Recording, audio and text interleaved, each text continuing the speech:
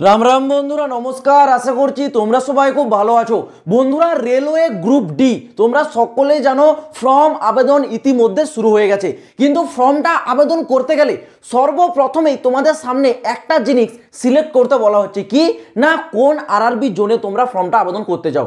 এবার এখান থেকেই বিরাট বড় একটা ডাউট হচ্ছে তোমাদের, যে আমরা যে আরআরবি জোনটা চুজ করব সেটা কি আমাদের জন্য সেফ জোন হবে, নাকি সেটা আমাদের জন্য আবার ডেঞ্জার জোন হয়ে দাঁড়াবে। আবার আমরা যে জোনটা চুজ করব সেটা যদি আমাদের রাজ্যের বাইরে হয়, তাহলে এক্সামিনেশন আমাদেরকে কি অন্য রাজ্যে গিয়ে দিতে হবে, যে রাজ্যের জোন। তো এই বিষয়গুলো তোমাদেরকে আজকে ডিটেলসে ক্লিয়ার করে বলবো। এক কথায় যদি বলে রাখি, তোমাদের সেফ জোন কোনটা আর ডেঞ্জার জোন কোনটা, এই ডিটেলসটা আজকে আমি তোমাদেরকে একেবারে স্পষ্ট জলের মতো ক্লিয়ার করে সমস্ত তথ্য দেখিয়ে বুঝিয়ে দেবো। এটা দেখার পর তোমরা বুঝতে পারবে তোমরা যে জোনটা চুজ করছো সেটা তোমাদের জন্য ঠিক কিনা। তো বেশি দেরি না করে একেবারে মূল ভিডিওর দিকে আসা যাক। প্রথমে আগে তোমাদের যে ডাউট সেটা ক্লিয়ার করে দিই। দেখো, তুমি যদি আমাদের পশ্চিমবঙ্গ রাজ্যের একটা বাসিন্দা হও, কিন্তু তুমি ধরো আরআরবি চুজ করেছো মুম্বাই, তাহলে তোমার যে এক্সাম সেটা কি মুম্বাইতে গিয়ে দিতে হবে? ভাই, এটা একদমই ঠিক নয়। কারণ তুমি যে এক্সাম সেটা কিন্তু তোমাকে মুম্বাই যে দিতে হবে না। তুমি মুম্বাই জোন চুজ করতে পারো, কিন্তু তোমার বাড়ির কাছাকাছি সর্বকাছে যেই এক্সাম সেন্টারটা হবে সেই এক্সাম সেন্টারটাই তোমার থাকবে। তোমাকে বাইরে কোথাও এক্সাম দিতে যেতে হবে না। আমাদের পশ্চিমবঙ্গে যেমন এক্সাম সেন্টার কলকাতাতে পেয়ে যাবে, আসানসোলে পেয়ে যাবে, শিলিগুড়িতে পেয়ে যাবে। তো যেখানে খুশি তোমার কিন্তু এক্সামের সেন্টার পড়তে পারে। এটা কিন্তু যেই জোন চুজ করবে সেই জোনেই পড়বে, এমনটা কিন্তু একেবারেই নয়। এইবার আসি তোমাদের জোনের ডিটেলস। দেখো, কোনটা তোমাদের সেফ জোন আর কোনটা তোমাদের ডেঞ্জার জোন। কিন্তু তার আগে একটা বিষয় বলে রাখি, 2019 আর 2025 সালের মধ্যে ভ্যাকেন্সির কিন্তু একটা বিরাট বড় পার্থক্য আছে। আর সেই অনুযায়ী 2019-এ যে কাট অফটা গিয়েছিল এবং 2025-এর কাট অফ কিন্তু অনেকটা পার্থক্য থাকবে। এটা কিন্তু তোমরা অবশ্যই মাথায় রাখবে।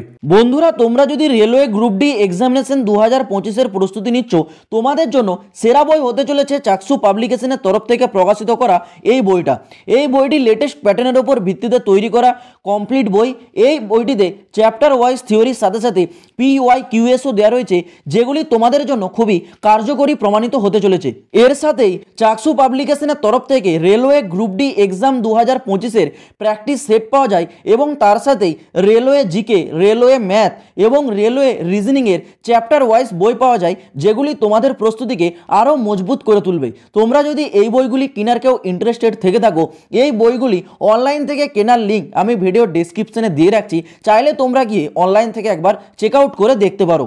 তো দেখো, এখানে প্রথমে বলে রাখি জোন কি আছে না গোরখপুর জোনে 2019 সালে টোটাল শূন্যপদ ছিল কিন্তু 4002টি এবং সেই অনুযায়ী 2019 সালে কাট অফটা গিয়েছিল 69। কিন্তু বর্তমানে 2025 সালে গোরখপুর আরআরবিতে টোটাল শূন্যপদ আছে 1370। মানে ধরে রাখতে পারো মোটামুটি এইবারও কিন্তু তোমাদের এই গোরখপুরের যে কাট অফ সেটা কিন্তু আবারও হাই থাকতে চলেছে। গোরখপুর কিন্তু একটা সেফ জোন নয়, এটা কিন্তু একটা ডেঞ্জার জোন, রেড জোনের মধ্যেই থাকে। পরবর্তীতে আসছে তোমাদের ইস্টার্ন কলকাতাতে গত 2019 সালে শূন্যপদ ছিল 4914 এবং এখানে কাট অফটা ছিল গতবারে কত না 69.6 এবং এইবার বর্তমান 2025 সালে শূন্যপদ আছে কিন্তু 1870। এবার দেখো, কলকাতা জোন সব সময় মানুষ বেশি চায় কলকাতা জোনে আবেদন করতে, কারণ এগুলো হচ্ছে একটা মেট্রো সিটি শহর। আর এখানে স্যালারি কিন্তু একটু অন্যান্য রকম পার্থক্য থাকে, কারণ এখানে ডিএ টিএ এইসব যে ভার্তাগুলো হয় সেগুলো কিন্তু অনেক বেশি পরিমাণে দেওয়া হয়, এক্সট্রা অ্যালাউন্সেস প্রচুর দেওয়া হয়। এই কারণে কলকাতাতেও মানুষ বেশি সিলেক্ট করে। এটাকে তোমরা ইয়েলো জোনের অন্তর্গত রাখতে পারো। মানে এটা তোমাদের জন্য আবার সেফও হতে পারে, আবার কিছুটা ডেঞ্জারও হতে পারে, ইয়েলো জোনের অন্তর্গত থাকবে।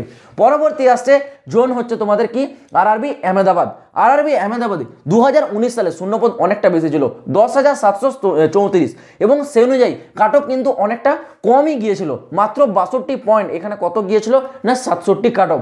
এবং এখানে 2025 সালে বর্তমান শূন্যপদ 4,672। এটা কিন্তু তোমাদের একটা সেফ জোনের অন্তর্গত থাকে আহমেদাবাদে তোমরা যদি চাও ফর্মটা আবেদন করতে পারো। এটা কিন্তু আমি তোমাদেরকে সাজেস্ট করছি না, আমি তোমাদেরকে কেবল এর হচ্ছে ডিটেলসটা ক্লিয়ার করে দিচ্ছি। তোমরা চাইলে অ্যাপ্লাই করতে পারো বা তোমরা চাইলে অন্য জন্য সিলেক্ট করতে পারো। পরবর্তী আসছে তোমাদের জোন আজমের এবং জয়পুর। এটাও দুটোই হচ্ছে কিন্তু রাজস্থানের অন্তর্গত। ওকে, আজমের এবং জয়পুরে গত 2019 সালে তোমাদের শূন্যপদ ছিল কিন্তু 5,249 এবং সেই অনুযায়ী কাট অফ ছিল 68.32 এবং এখানে বর্তমান 2025 সালে শূন্যপদ আছে আজমের এবং জয়পুরে কত না 1,433। এইবার একটু বিষয়টা দেখো, আজমের আর জয়পুরে কিন্তু সবসময় কম্পিটিশন হাই হয়। এটা হচ্ছে রাজস্থানের অন্তর্গত এই দুটো আরআরবি, আর এখানে কম্পিটিশন সবসময় হাই হয়। এটা কিন্তু আমি তোমাদের জন্য বলে রাখছি, এটা হচ্ছে একটা ইয়েলো জোনের অন্তর্গত, মানে তোমাদের জন্য কিছুটা সেফ আবার কিছুটা এখানে ডেঞ্জারও থাকে। পরবর্তী জোন বলে রাখছি দেখো ব্যাঙ্গালোর। ব্যাঙ্গালোরে গত 2019 সালে শূন্যপদ ছিল 7167 এবং গতবারে কাট অফটা গিয়েছিল 66.3, এখানে কাট অফ ছিল। এইবার বর্তমানে 2025 সালে মাত্র 503টি শূন্যপদ। এবার আমি যদি তোমাদেরকে সরাসরি বলে রাখি, ব্যাঙ্গালোরে কিন্তু শূন্যপদ বর্তমানে যদি দেখো সেই অনুযায়ী এটা কিন্তু একটা ডেঞ্জার জোন। ব্যাঙ্গালোরে কিন্তু কম্পিটিশন একটু হাই হতে চলেছে। পরবর্তীতে আসছে তোমাদের জোন ভূপাল, আরআরবি ভূপালে। এখানে তোমাদের কিন্তু শূন্যপদ গতবারে ছিল কিন্তু 4019টি এবং কাট অফ গিয়েছিল 65.87, বর্তমানে কিন্তু 1614। এটাও তোমাদের ইয়েলো জোন, কিছুটা সেফ আবার কিছুটা ডেঞ্জার। পরবর্তী তোমাদের চেন্নাই জোন।